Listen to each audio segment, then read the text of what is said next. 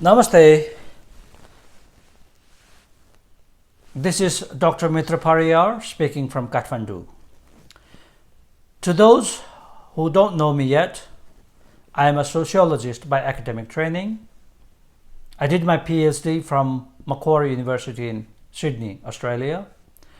My master's was in social anthropology at the University of Oxford. From what I've been told, I am the only Nepalese Dalit to have been educated from a university like Oxford or Cambridge or Harvard. I didn't mention this to show that I'm a big person or important person. I just wanted to stress that despite all those qualifications abroad and my academic career in London, I was a research fellow at Kingston University before this. Despite all those, I have returned to Nepal. I know there are not very many prospects in this country for me. It would have been better for me and my family to stay abroad and continue with my academic career. But I desperately wanted to return so that I might be able to initiate some sort of Dalit movement, a movement aimed at liberating people like myself, who, no matter how rich or how educated they are and have been and will be, put down, looked down upon, humiliated, segregated in almost any Nepali society, within Nepal and without. Friends, I have, like many other Dalits traveling abroad, experienced a degree of caste discrimination in the UK, in Australia, and in the USA too, when I went there for research presentation. Wherever Nepalis go, Nepal travels with them, and along goes the baggage of the caste system. The hierarchy is, to a degree, maintained in every Nepalese family, neighborhood, and community. So what I wanted to do then was to begin, from the beginning, a new Dalit movement. My understanding, which I hope matches yours too, is that so far, despite so many political changes, Nepali Dalits have not enjoyed much freedom from the traditional caste-based oppression, humiliation, violence even. Ironically, despite the rapid transformations in the political arena, the end of the Hindu monarchy in 2008,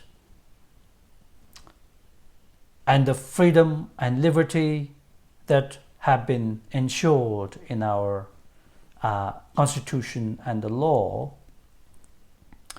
there has actually been a spike in violence against Dalits. Especially the youth have suffered so much. For example, only a year ago, in West Rukum, Navraj Bika and 5 of his friends were chased and lynched and tortured to death on the banks of the very river by 3 villagers, upper caste Thakuris. And the only reason for this outrage, for this inhumane violence, one of the deadliest caste violence seen in Nepali history, was that this low caste Vishwakarma boy dared to love and intended to marry an upper caste Thakuri girl, both of whom were deeply in love. Now, there have been many other killings acts of torture and humiliation across the nation. But most of our Dalit leaders and organizations do not seem bothered by all that. Now that Nepal has a democracy and electoral politics, most of our activists are affiliated to one or another party, and their sole aim seems to be to secure a position for themselves in the party, in the state structure, and to gain financially as well as in prestige. So that has been the sole purpose, and to be frank, so far there has been no significant Dalit movement in Nepal, unlike in India, something led by a Dalit himself or herself. So that's what I aim to do. I want to initiate a Dalit freedom campaign that will not be attached to any political party. We will not discriminate between Nepali Congress and Emale and Maowadi. People can belong to any political party. They can hold any political ideology. But I believe that traditional political ideologies like Marxism and Maoism and communism and socialism and whatever, these ideologies have not done much good in terms of practically freeing us from the clutches of the caste system. So I believe that we have to initiate a separate movement, something led by ourselves. So I have initiated from London itself what is called Dalit Self-Defense Campaign. Because no God, no party, no movement, no social transformation, no constitution, no law has protected us. So we have to come forward and protect ourselves. Just like the Bob Marley stated in his song, get up, stand up for your rights. We have to get up, we have to stand up and stand up for our rights. And that we must do without depending on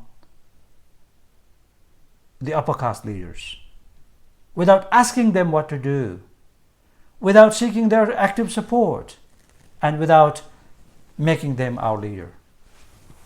My understanding is that Dalit movements have not been very active in this country, very efficacious in this country, because almost all the time our movements, our organizations, our parties have been attached to the parties, bigger parties, and we have always been led, directed, preached by, instructed by the upper caste leaders.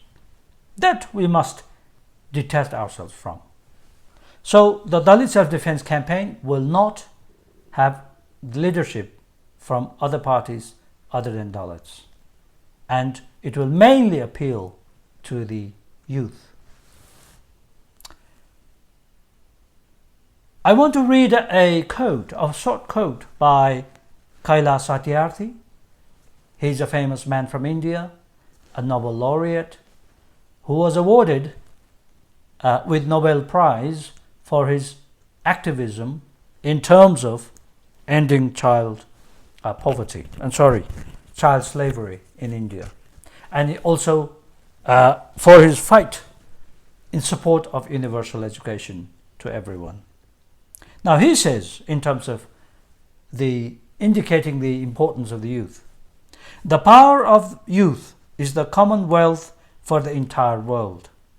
The faces of young people are the faces of our past, our present, and our future.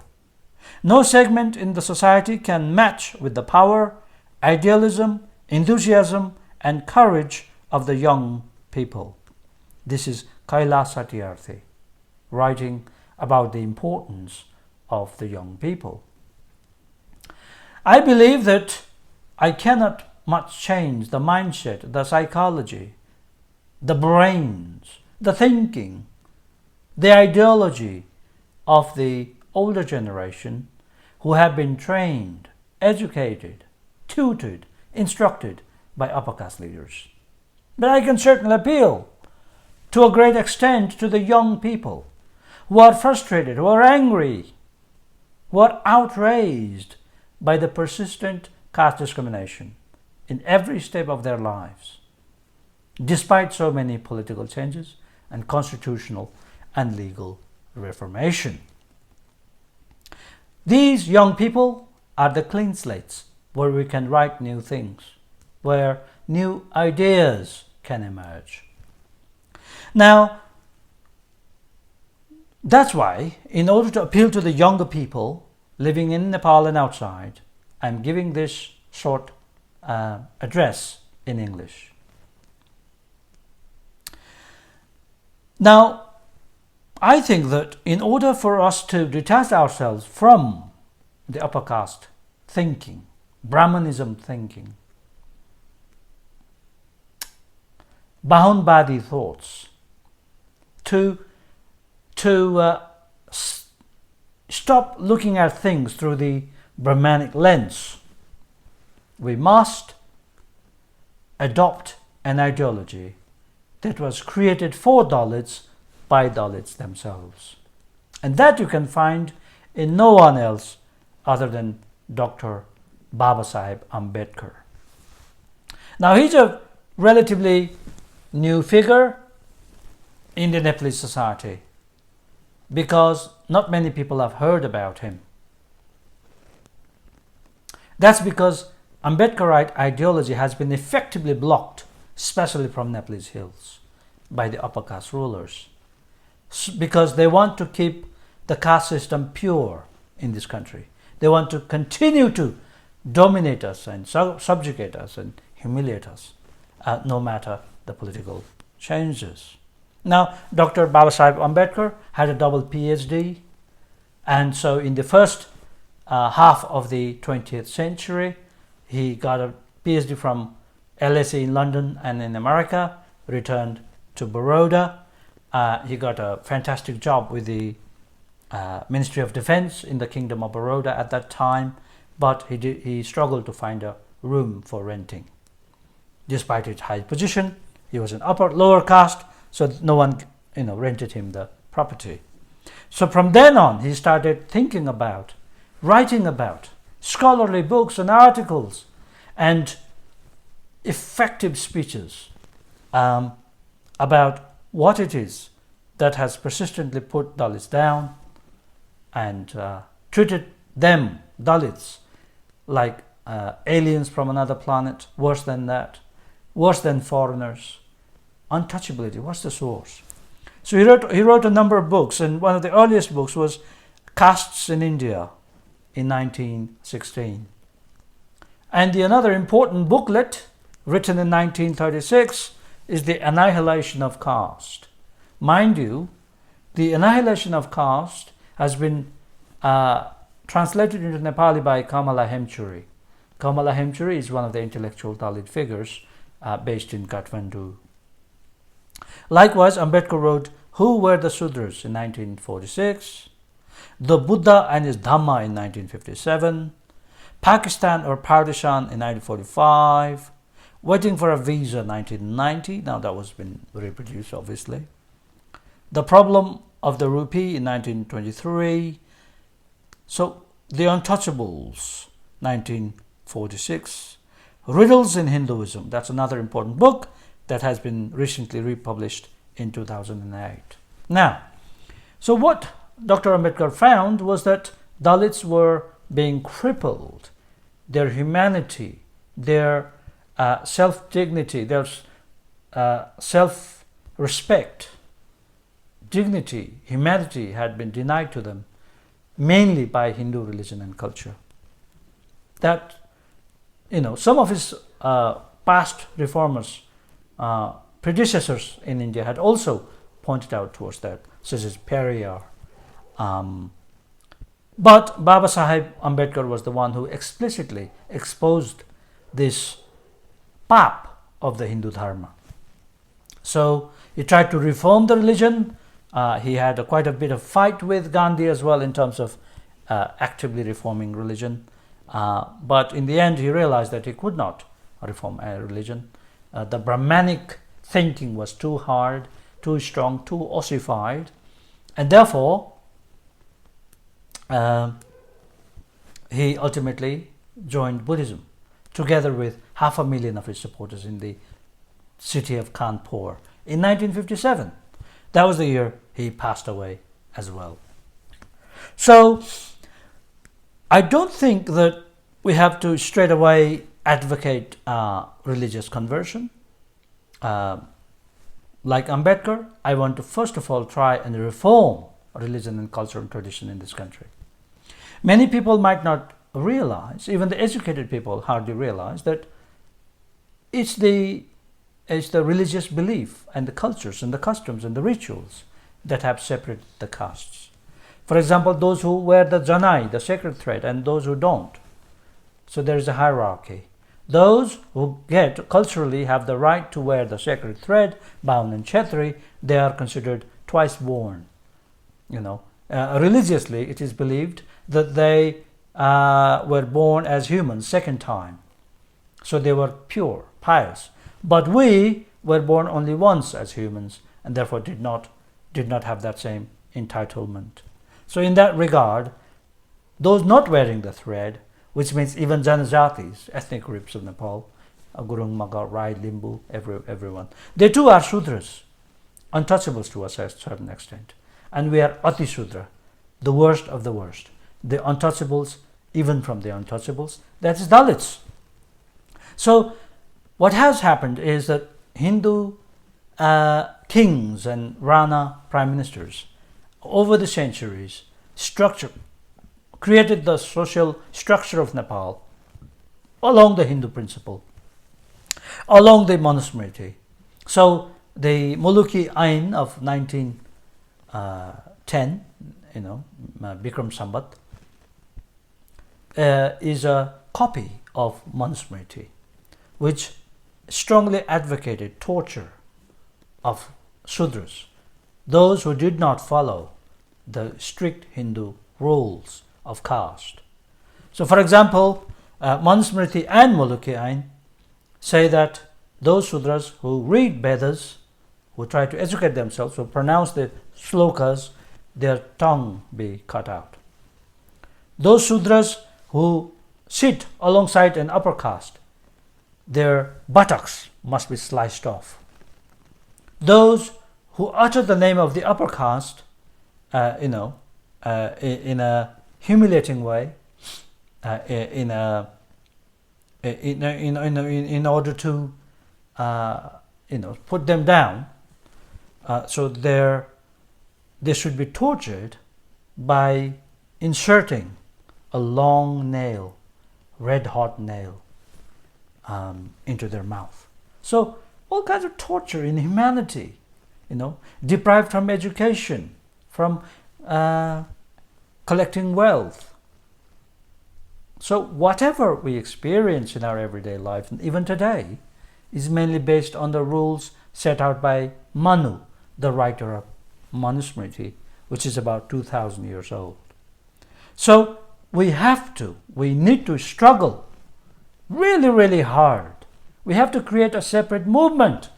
Especially the youth should come forward, realize this and come forward and create a strong pressure on the Nepalese government, on the Nepalese authorities, on the Nepalese legislation, on the Nepalese court system, Nepalese police, the Nepalese army. We should force them to change. As well, we must force the Hindu authorities to change, to actively reform religion and cultural tradition. We must demand that the Upanayana, the sacred thread wearing ceremony, must be performed to everyone. Pandits and pujaris must let all Dalits into the Hindu temple. We must be allowed into any home. They must preach that the house does not lose its sacredness, does not become profane when a lower caste enters the house. Now that will resolve the problem of renting property. Because even today in Kathmandu, over 90% of the houses would not rent a room or flat or house to me purely because of my caste. And over 70% of Hindu temples in Nepal would not let a Dalit into it, although they would make them perform rituals, beat the drums, make trishul, the tridents, and the bells for the temples, but they wouldn't be let in. So we must really target religious reform, cultural reform, reform in rituals and customs, so that to a great extent we would be able to enjoy, to exercise the rights guaranteed to us by the Constitution and the law. So therefore, friends, I wish everyone well, and I request everyone, especially those educated in the English medium schools and colleges, to please join me. I have a YouTube channel called Krantipur, not Kantipur, but Krantipur, Krantipur. Please subscribe to that channel.